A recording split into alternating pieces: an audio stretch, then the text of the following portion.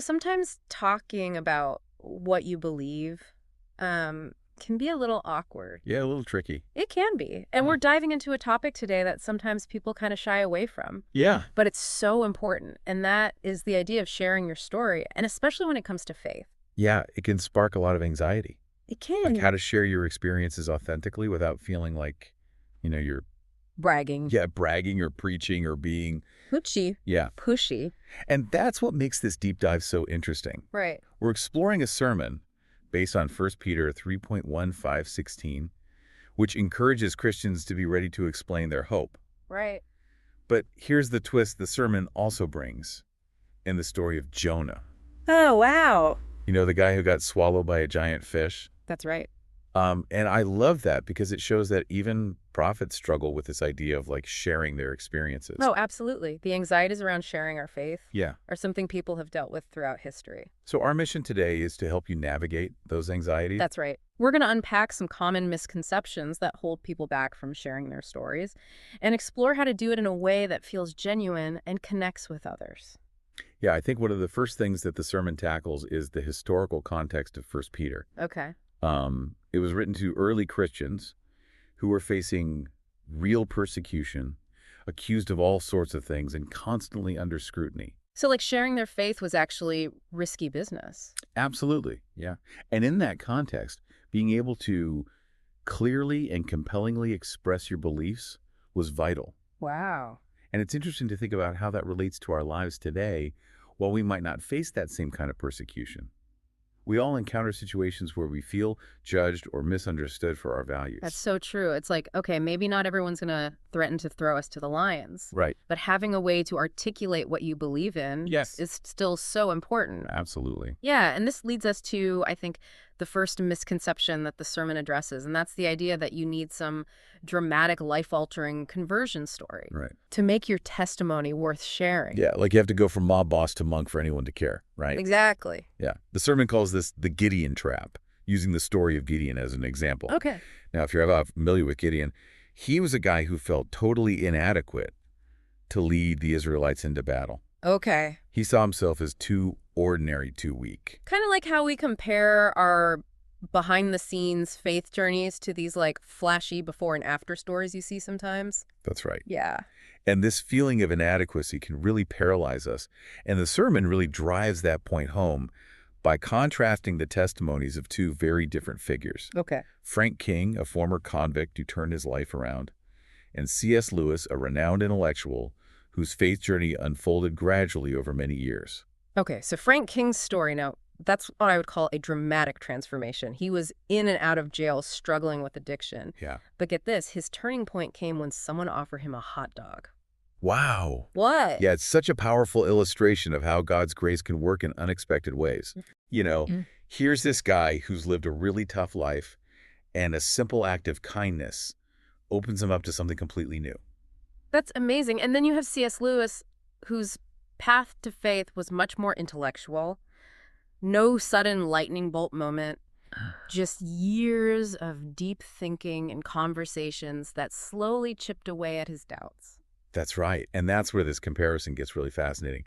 The sermon isn't saying that one story is better than the other. Yeah. It's pointing out that both, despite their differences, demonstrate the power of transformation. Okay. Frank King's life was radically altered, while C.S. Lewis experienced a more gradual shift in perspective. So it's not about the sensationalism of the Right. story, but the genuine change. Exactly. Okay, that's right. And that's a crucial takeaway for all of us. Your story doesn't have to be a Hollywood movie to be meaningful. Right. What matters is the authentic impact faith has had on your life. Yeah. And even if it seems ordinary to you, it could resonate with someone else in a profound way.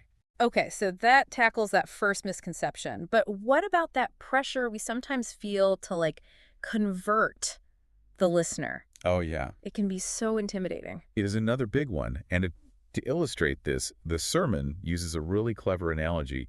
Imagine writing a report at work where you feel this intense pressure to persuade the reader to a specific outcome. Oh, I know that feeling all too well. It's like, this report better be perfect and convince them or I'm a failure. Exactly. And that's how many people approach sharing their faith. They feel like they're solely responsible for the other person's response. Right. If the listener doesn't have some instant conversion experience, Yeah. it's like they failed. And that just seems like a recipe for disaster. It is. You end up coming across as pushy or inauthentic. Yeah.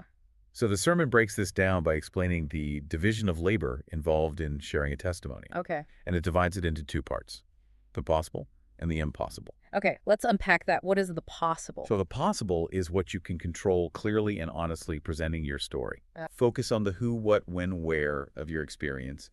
And if it feels natural, the why. So it's about sharing the facts of your journey, but leaving the outcome to. The impossible. The work of the Holy Spirit in the listener's heart. Okay. You can't force a conversion, and it's not your job to do so. This reminds me of how the sermon uses the story of Moses, where he kills the Egyptian. It's kind of a funny take on a serious point. It is right.